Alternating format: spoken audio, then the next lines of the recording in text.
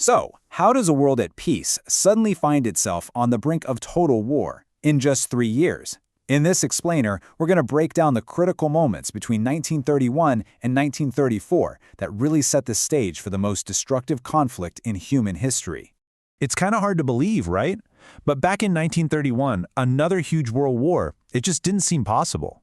The nightmare of the trenches was still so fresh in everyone's minds. People really thought, okay, we've learned our lesson, never again. So, what changed? What was the spark that lit the fuse? Well, here's the thing. The road to war didn't start with armies marching. No, it began with something much quieter, almost invisible at first. A global economic collapse that just rips society apart at the seams. And this brings us to a world in deep, deep crisis.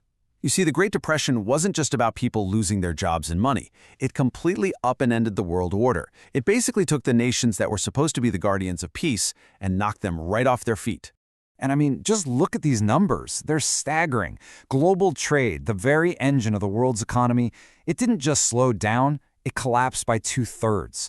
Unemployment was everywhere, like a plague. Businesses were failing left and right. This wasn't your average recession, not by a long shot. It was like a virus that just paralyzed the world's most powerful democracies. And if you do a quick tour of the countries that would eventually become the Allies, you see that every single one of them was just completely swamped with their own problems. The US, they're deep in the Great Depression. Britain and France, total financial and political chaos. The Soviet Union, they're an international outcast, totally wrapped up in Stalin's brutal 5-year plan. And China, devastated by floods and a brutal civil war. The world's policemen, so to speak, were all busy at home. But you know, when there's a crisis, some people see disaster and others see opportunity. This global weakness created a massive power vacuum, and there were 3 nations in particular who felt like they'd gotten a raw deal after World War I. They were ambitious, they were angry, and they were ready to make their move. In Germany, the Depression wasn't just a crisis, it was a full-blown apocalypse. Think about it, their whole economy was built on American loans. When those loans vanished, literally overnight, the system just imploded. And the result? A mind-blowing 40% unemployment. That's not just a number on a page, that's almost half the country, out of work with no hope. And what happens when you have that much desperation? It becomes the perfect breeding ground for political extremism. People completely lost faith in their young, fragile democracy, so they started listening to the radical voices on the far left and far right, the ones offering simple, angry answers and promising to make Germany strong again, no matter the cost. Okay, now this table is really interesting because it kind of lays out the shared DNA of these 3 revisionist powers, Germany, Italy, and Japan. You can see the pattern, right? They were all relatively young countries. They all felt humiliated or shortchanged by the outcome of World War I, and they all had these massive aggressive ambitions. Germany wanted Lebensraum, or living space. Italy dreamed of a new Roman Empire, and Japan wanted to dominate East Asia. They were the hungry outsiders, and the world order was what they wanted to tear down. So the system is fragile, the guardians are weak, and the ambitious outsiders are getting restless. Where does it all snap first?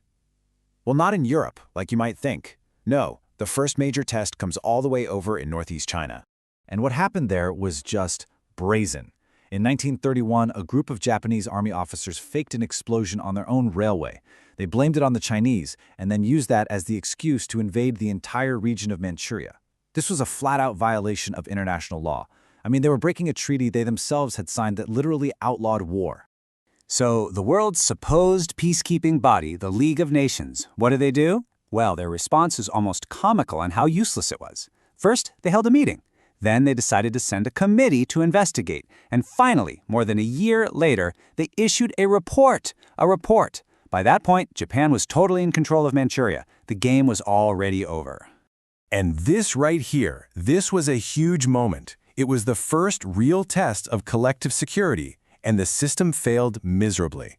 And that failure sent a message, a loud and clear message, to anyone else with aggressive ambitions. The message was, go for it. The rules don't matter, and no one is going to stop you. And you can bet people were watching that failure in Asia very, very closely. Because while the world's attention was on Manchuria, the most dangerous event of the whole era was about to happen, right in the heart of Europe. And that brings us to Germany's Nazi Revolution. Now, the chilling thing about Adolf Hitler is that none of his plans were a secret. He wrote them all down in his book Mein Kampf back in 1926. It's all there in black and white, the extreme nationalism, the vicious anti-Semitism, and this core idea of conquering Eastern Europe for German living space, or Lebensraum, at the expense of what he called lesser races. And the speed at which he took over Germany is just staggering. Look at this timeline. January 1933, he becomes chancellor. 1 month later, the Parliament building burns down, and he uses that as an excuse to suspend all civil rights. By March, he has total dictatorial power. By the summer, every other political party is banned. It took him barely half a year to completely dismantle a democracy and build a totalitarian state in its place. And as soon as he had total control at home, he immediately started tearing up the international rulebook. It's like he had a checklist. Reject the Versailles Treaty? Check. Start a massive secret rearmament program? Check. Build an illegal air force? Check.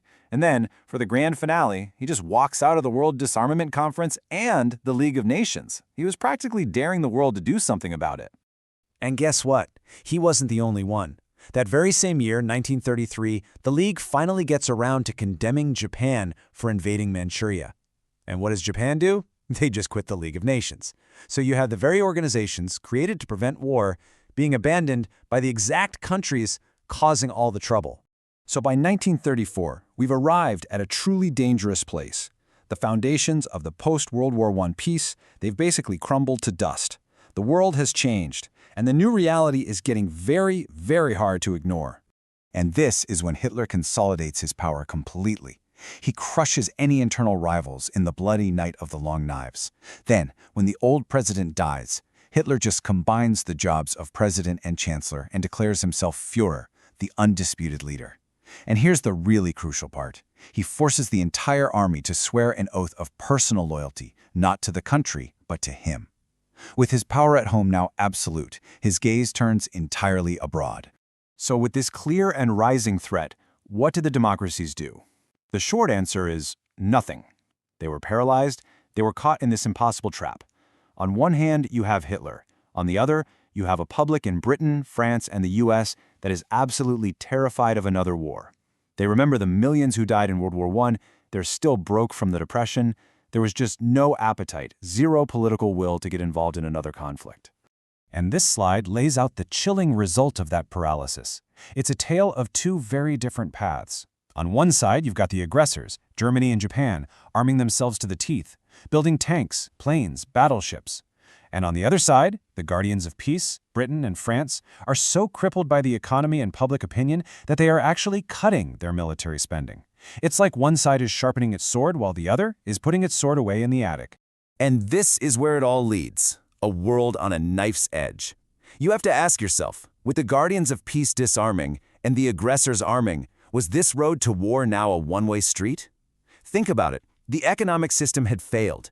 The international peacekeeping system had failed, and the political will of the democracies to stand up to aggression had failed. By the end of 1934, the path to another world war wasn't just a scary possibility anymore, it was becoming a terrifying certainty.